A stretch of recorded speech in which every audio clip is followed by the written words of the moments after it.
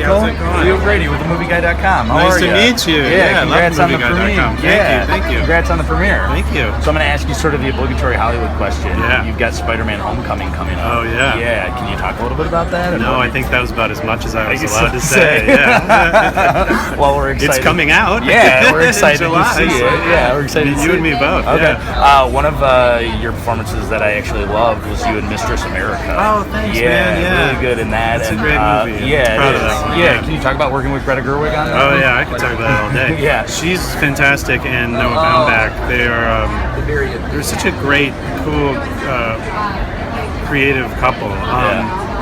The writing was so sharp in that script. And what I think is so cool, it feels almost like it's improv. It feels improvisatory, but it was all really very scripted, and they both treated it like it was like a play. Like we really, it was all sort of rehearsed and very specifically directed.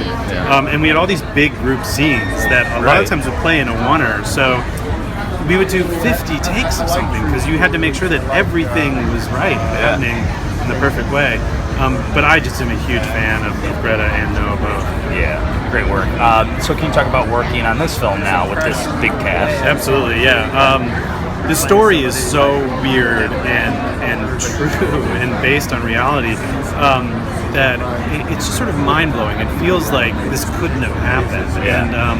And the cast, Melissa and Juno, and I think Josh were attached when I signed on, and just knowing that Melissa was going to play Madeline was such a no-brainer. Yeah. And I was like, I want to see her do that.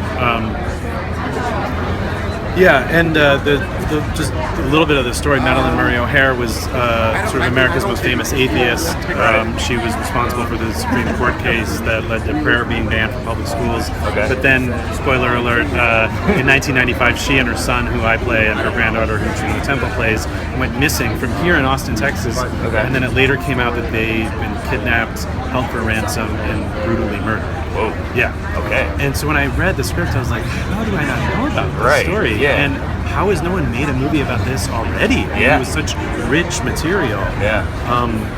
So it was sort of a no-brainer to jump on board. Awesome. Well, we look forward to seeing the film, and we'll be writing a review about it and talk about it later. Cool. Awesome. Thanks. Nice to meet you. Appreciate it. Take care.